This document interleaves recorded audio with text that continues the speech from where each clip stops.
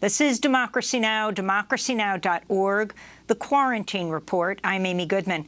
If you'd like to sign up for our daily digests, go to democracynow.org. This week, the House passed the police reform measure known as the George Floyd Justice and Policing Act, sending it to the Senate, just as former police officer Derek Chauvin is set to go on trial Monday in Minneapolis for his role in the police killing of George Floyd. But outrage over police killings and harassment and the mass incarceration of Black and brown people and immigrants has also generated calls to go beyond reform, to defund and abolish the police. This is the focus of our next guest, Mariame Kaba's new book, titled We Do This Till We Free Us, Abolished Organizing and Transforming Justice, has just hit number 9 on the New York Times bestseller list. Kaba collected essays, interviews, and other writings that she and numerous collaborators wrote between 2014, the year of the uprisings over the police killing of Michael Brown in Ferguson, and today. This week, the book made, as I said, the New York Times bestseller list. It's been called a pragmatic playbook. It also comes with a discussion guide. Mariame Kaba is a longtime organizer, abolitionist, educator, and founder of the grassroots organization Project NIA, which works to end the incarceration of children and young adults. Mariame, welcome back to Democracy Now! It's great to have you with us. Congratulations on the book and on hitting the New York Times bestseller list out of the gate. Clearly, you have hit a chord. We do this till we free us. Talk about what you're calling for. Wonderful. Thank you so much for having me, Amy, again.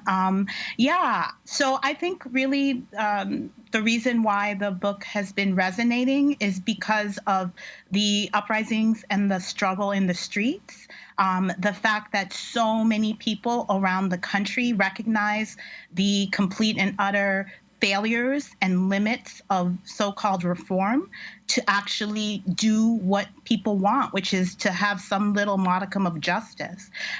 So I think people are impatient with incrementalism and are impatient with solutions that don't actually address the root causes of violence. And part of that is the fact that, policing is inherently violent, and that the starting point has to be to actually reduce people's contact with the police altogether.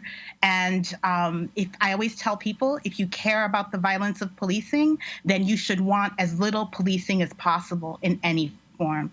And so the book speaks in part to that with some writings that I've made over the years myself and with others, with some talks and speeches. It helps people understand what we mean when we talk about defunding policing and what we mean by abolishing the prison industrial complex. Well, why don't you explain what you mean? And also, what's really important about your work is the grassroots nature of it. And if you can talk about the grassroots actions that are taking place around the country right now along the issue of challenging police brutality. Yes.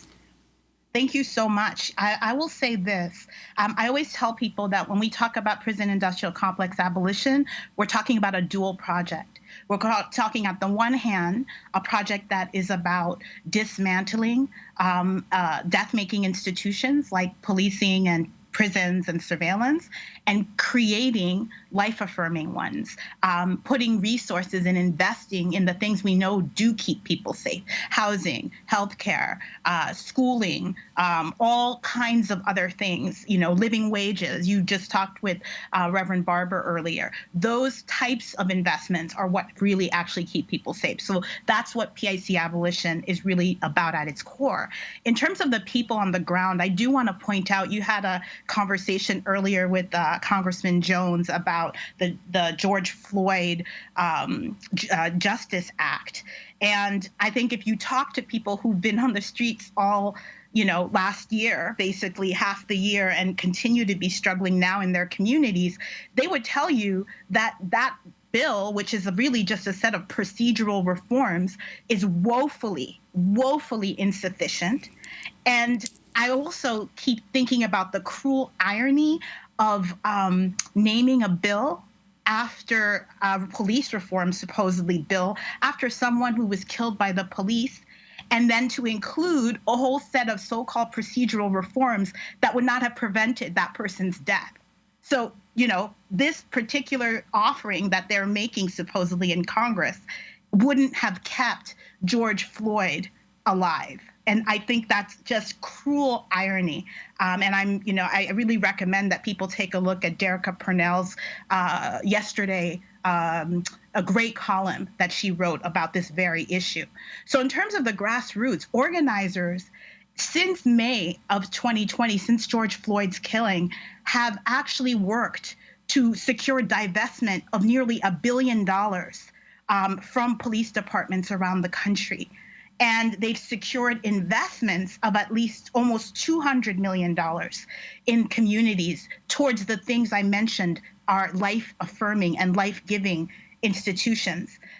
They have done things like over 25 cities canceled contracts with local police departments who are operating in schools, which also has saved an additional almost $40 million to be invested in student, family, and community supports and restorative justice. So people aren't sitting back and doing nothing. In fact, this past week, a new website just launched called defundpolice.org. And I'd like to really point people who are interested in the idea of defunding the police to go to that website and find a map of all the different places around the country that are organizing still, because the demand is still defund to abolish. So I think that people really should pay attention to that and see that. Well, Mariame Kaba, I want to thank you so much for being with us, longtime organizer and abolitionist. The new book, We Do This Till We Free Us, Abolitionist Organizing and Transforming Justice. In 10 seconds, why you chose that title, Mariame? That's a chant that has been ringing out in the streets ever since 2014 in Ferguson and in New York and all around the country.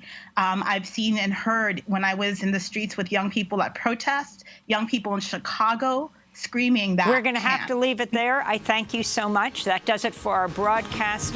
Wearing a mask is an act of love. Wearing two is even better. Thanks for joining us.